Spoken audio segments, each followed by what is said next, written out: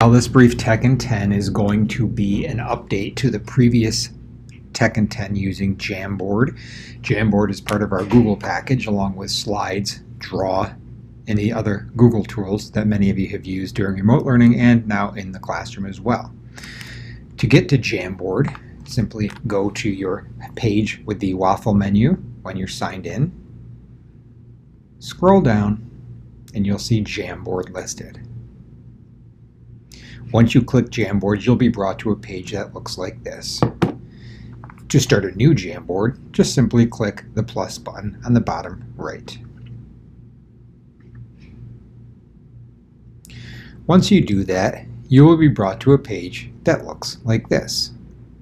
Jamboard is a wonderful tool to use in the classroom and for remote learning when you want to make a simple page or pages where students can interact with or add text or annotate things on your page.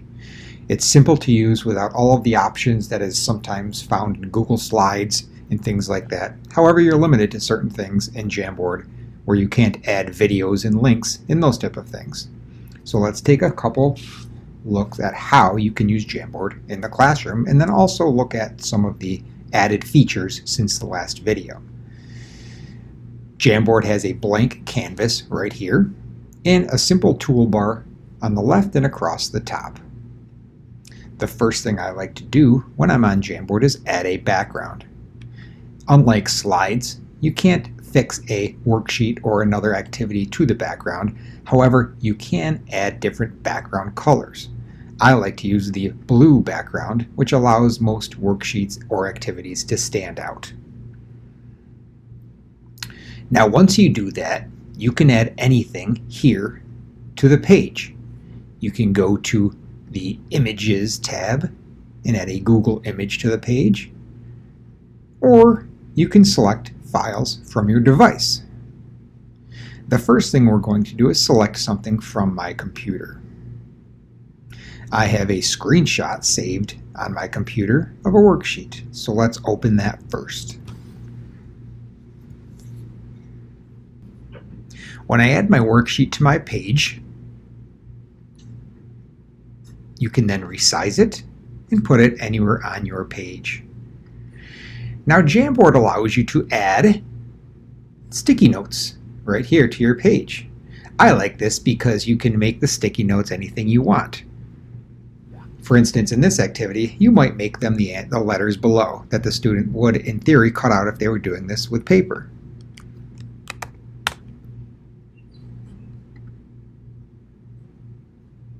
There, I just added the R. Now I can resize that as well. Now that is movable around my page. Let's go and add another one. This time I'm going to select no background. I'm just going to do the J. There it is right there. Now you'll notice using the sticky note feature, we added movable letters to your page. If the student was doing this activity, the other thing they could do is use the pen tool here and just simply annotate or write on the page in a variety of colors, in a variety of tools. For instance here, they could put the letter T for tie. A new feature recently added since the last Jamboard video that I made is the text box. This is a nice option also for students to use Jamboard with. Simply click on the text box, drag it onto your page, and you could type right into your page just like that. Let's do that again. And it works just like a text box would on any activity. Just to recap how we just started this activity, we opened Jamboard from the waffle menu. I added an image from my computer in which I had already taken a screenshot of this worksheet. I added sticky notes for the students to interact with as they would to do the worksheet. And then I also showed you how the student could use the pen tool to fill in the answers or simply text boxes as well to fill in the answers. So that right there is one way you could use Jamboard to do a worksheet. Let me clear this page, and now we're back to our page that looks like this. You can always add a title up here to save on your Google Drive so you know how to find it. This time I want to add in another worksheet or another activity that I'd used Command-Shift-4, which is a screenshot tool on your Mac, to save to my computer. Let's go to Upload Image again from my computer. This time I have a worksheet from News to You that I'm going to upload. Again, I can move this anywhere on my page and resize it.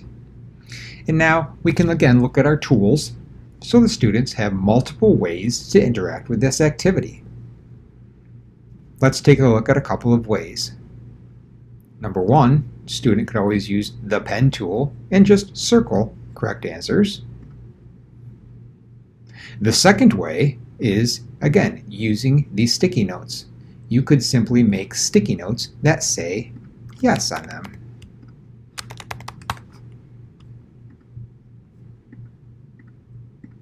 You could duplicate those, and the students could then move the sticky note over to the correct answer on the page. Another way you could have students interact with this is do the Command-Shift-4 screenshot again. Take individual screenshots of each of the possible choices, which are then saved to your computer. And you could have this pre-done, obviously. I'm just into your Jamboard for the students. I'm just doing it quickly on here. You could then add these to your activity one at a time. And now these become movable objects on your page to select the right answer for the students. For some students, you could also again use the text box and simply have them type the answer. So with one simple activity, you have multiple means of student engagement and interaction within Jamboard. Now let's take a look at a couple different Jamboards that people have made in our school. The first one was made by one of our language therapists. She added a worksheet to the page, and then around the page she has sticky notes using the sticky note feature. Students then drag the right post-it sticky notes to the right box on the worksheet. This is a great example of using a screenshot worksheet, the sticky note feature, but you could also extend this, have students circle things with the pen. You could add images or screenshots of these if you were doing a matching activity. Again, if there was a way in this activity to use the text box, you could. I also want to show you this laser pointer down here. If you're doing an activity, you can use this to present or show the student where to focus. This is good in person and also remotely. I don't see a second page, but remember you could extend these as many pages in this activity as you want to have multiple pages in one, housed in one activity as well. So this is a great example of using Jamboard and its multiple features. Another example that I love is this Jamboard. The background is simply a picture of a bathroom, and the student then labels different areas of the bathroom with these sticky notes that were already created and ready to go. Some students work on matching picture to picture, and some are labeling. Again, another great example of how Jamboard can be used in the classroom. One tip I do want to show you, because you can't set images as the background of the page, and they could easily be slid out of the way. One trick to help this is to create a shape overlay using the Shapes tool on your page right here. If I created a shape overlay to this,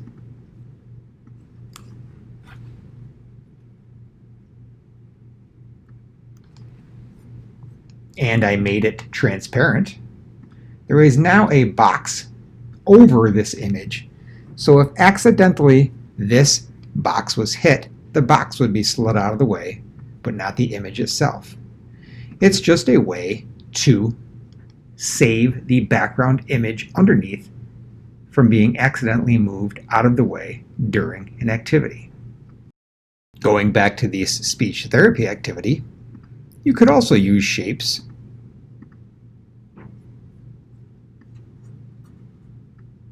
in the activity itself to have students circle correct answers or circle things that you're talking about by adding them to the page and then making them transparent on the page. So again, another way to use the tools on the sidebar of Jamboard to have students engage with the activity on the page. A reminder, when you then share these activities, for purposes of our school, you go into share and you change the settings to anyone with a link can edit it, because you want students to be able to interact. In order to do that, they need to be an editor of the actual document, which you would then copy and share that link. And if it's going to multiple students, just make sure to share a copy of that so everyone is working on their own individual one, if that's what you want. Or if they're all collaborating on one, then you can just share the one link. Pretty soon, in the next few days, Jamboard is also going to be integrated into Google Meet, so natively you can start a jam or continue working on a jam right within Google Meet as well. That is a feature that is upcoming. But for now, it can be simply used as it is on the computers, on the smartboards, on the iPads, for interacting with anything you put on the Jam slide pages. Again, the updates to Jamboard include the text box addition, as well as the Shapes tool. Check out both videos for ideas on how to integrate it into instruction and therapy. And obviously, if you have any further questions on it, please reach out and let me know. You can house these links on web pages, Google Sites, or on a Symbaloo page for easy access for students as well, and we can work on that as well. But for now, just wanted to show you the updates and again remind you of what a great tool this is. I hope this was helpful, and thanks for watching.